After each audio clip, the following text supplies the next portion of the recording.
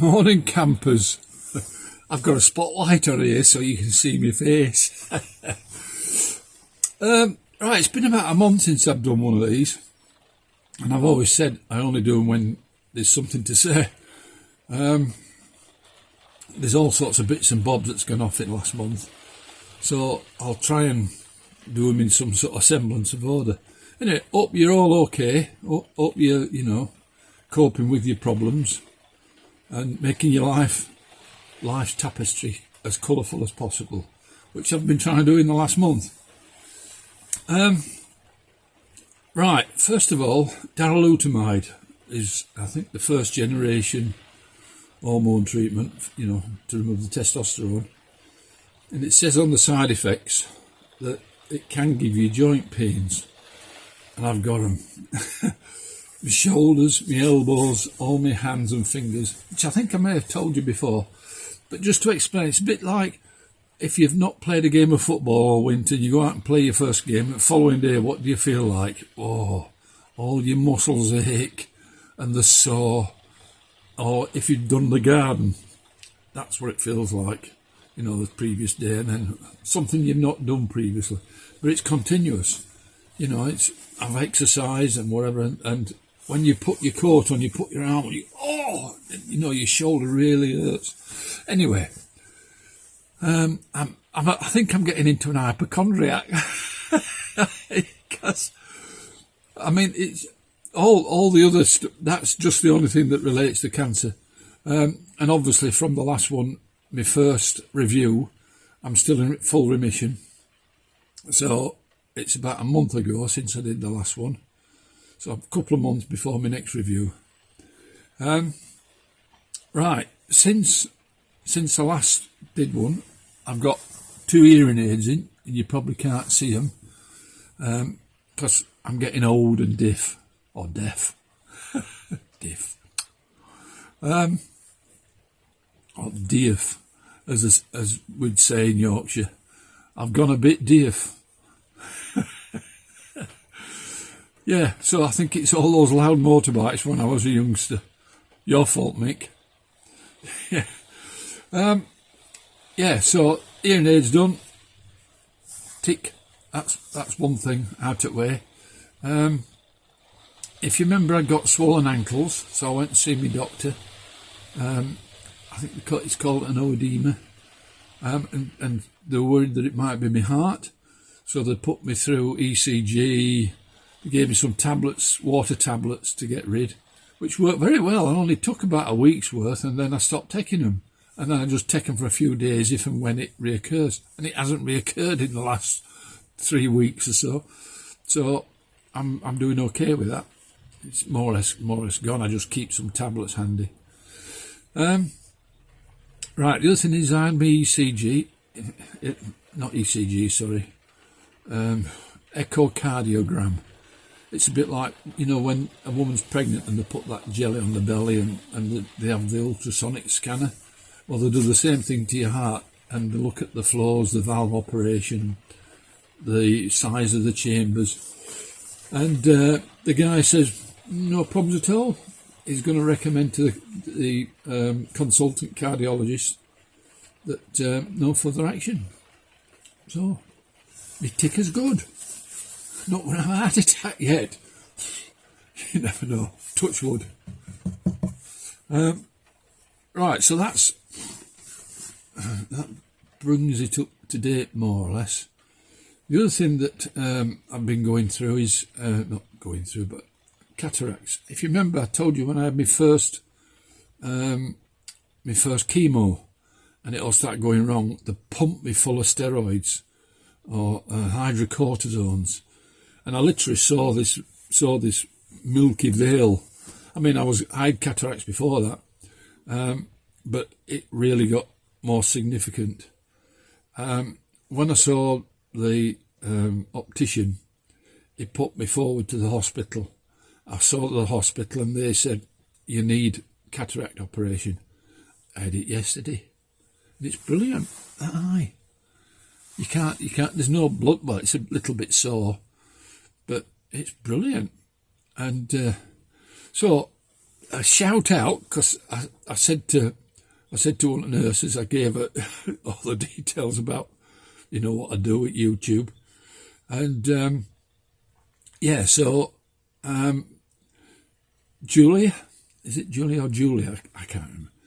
Julia, Maria, Hannah, who was in the theatre, the surgery, all very pleasant, lovely nurses. And Jenny, we got the radio on while we were waiting, because you go in and you're 3 hours early, and basically they put loads and loads and loads of drops every 3/4 an hour or whatever into your eyes, so you have about 4 or 5 lots, which gets your eye ready for the op.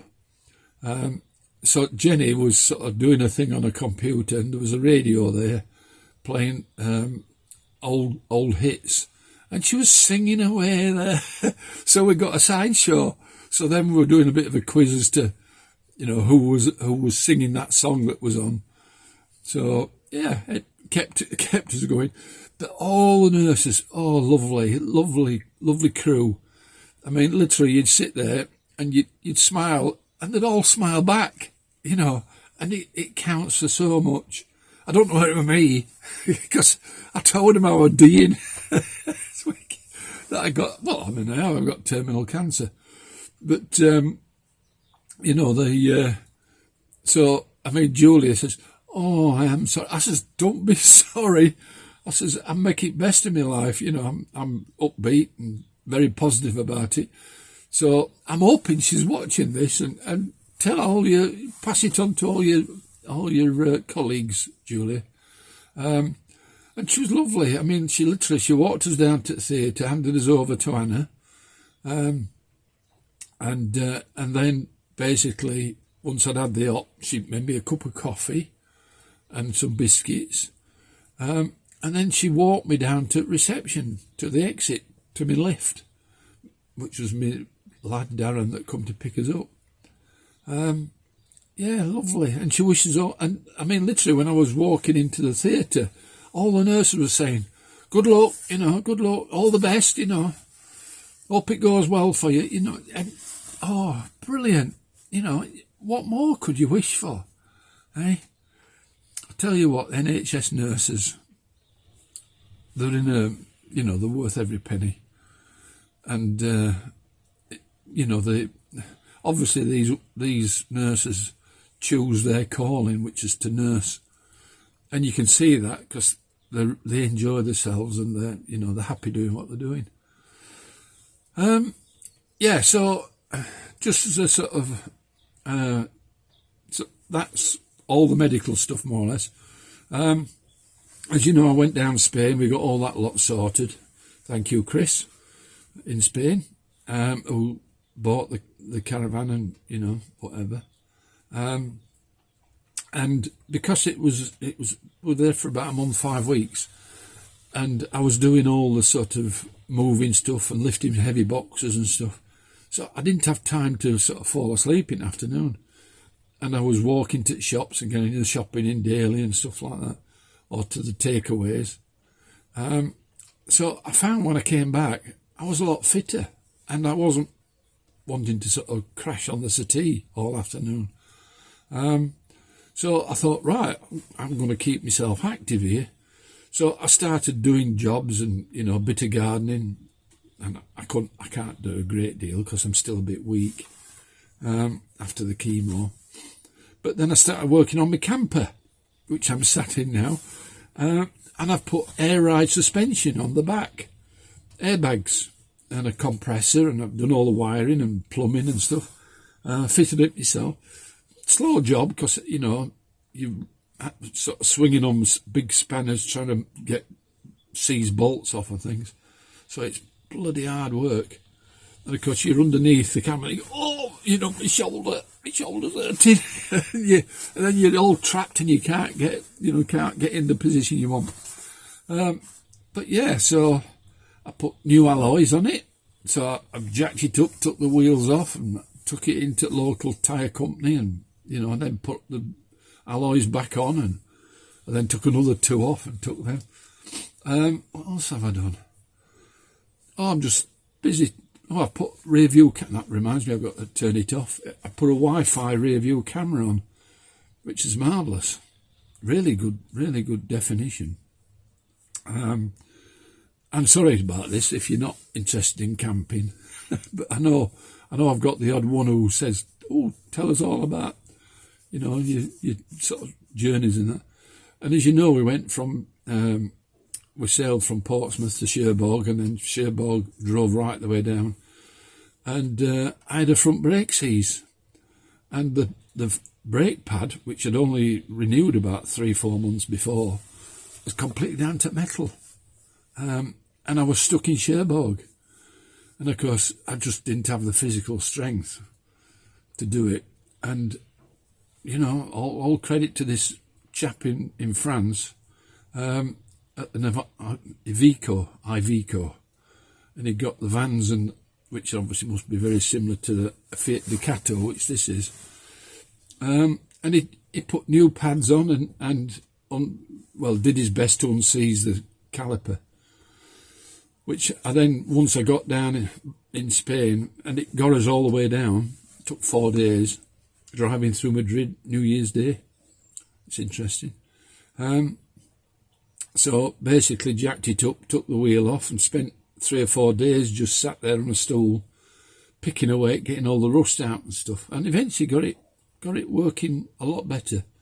But as soon as I got home, that was it. Put all new front brake calipers on. That was the other job I did. And bled the brakes, and that's all working great now. My consumption's gone up from 24 to gallon to nearly 30. So brilliant. Right, anyway, sorry to rattle on. Oh, yes, the thing I forgot, and I always do that, don't I? Oh, yes. Making my life more colourful, my tapestry. I haven't seen one of my younger sisters for years and years, and it probably must be 30 years now, 25, is it, Lynn? And she lives in Bristol. So I went to see her, and she's got these strapping sons, which, last time I saw them, they were just coming home from primary school.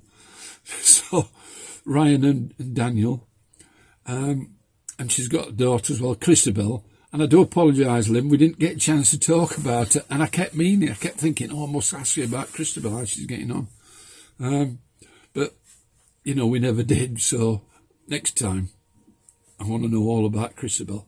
But Daniel and Ryan sat there very patiently, and Daniel, I was getting mixed up, Daniel's into flying drones, and he does these he's got a YouTube channel. He does these marvellous videos of flying around Cornwall and Bristol and different places. So we had a right good chat about that because I'm interested. Anyway, yeah, so I spent all afternoon there with her, and it was great to see her, marvellous. It was good time, Lynn. And, so I came away and got home about 8 o'clock at night, because it's a 4-hour drive there, 4 hours back. Yeah, so that's making my life more colourful, and we've sort of promised to see each other more often. Probably try again next year if I'm still able. Great thing with this eye. Oh, quality. The thing I meant to tell you was that if I shut my left eye, it's like everything's lit up with an LED, right bright white. And then if I shut my right eye and look through my left, it's like seeing an old sepia photograph, all the brown, like iodine. And literally everything goes like this sort of very faint brown. But close my left, peesh, everything, and colours, all bright like yellows. Ooh, right, they'll shine out at me. So, brilliant. So I'm due to go back to the, is it ophthalmology? The eye clinic anyway at Truro in 6 weeks, and I'm gonna request I have my left one done. Weird operate. If everybody's interested, I'll do a video on what the op went like. That's a strange sensation. That it was tickling, tickling when they were doing the thing. No pain. He said afterwards, "Did it hurt at all?" "No," I says, "it tickled." So you almost want to sort of go and scratch it, Anyway, I think that's everything. And so make your tapestry more colourful. And, you know, like I said before, your health is your responsibility. And you can see what I'm going through with all the various health issues. And we're aiming to try and get away for a couple of weeks to Port Isaac, Doc Martin, for those of British that know the series on TV. And then hopefully July, we're heading up into the Highlands of Scotland for a month. Right, anyway, enough's enough. And love you all. And it's not car park Keith. It's my drive Dave. So, it's in my camper Keith. That's what it is. Because I'm not called Dave. Right. Hope you keep enjoying these. I try and keep them as light. I mean, I'm, you know, I can have a discussion about, you know, how I view my forthcoming death, if you wish. Not as happy and bright as this, but I've got no issues at all around it. I'm not worried. Not worried at all. Right. I'll speak to you all again. Bye for now.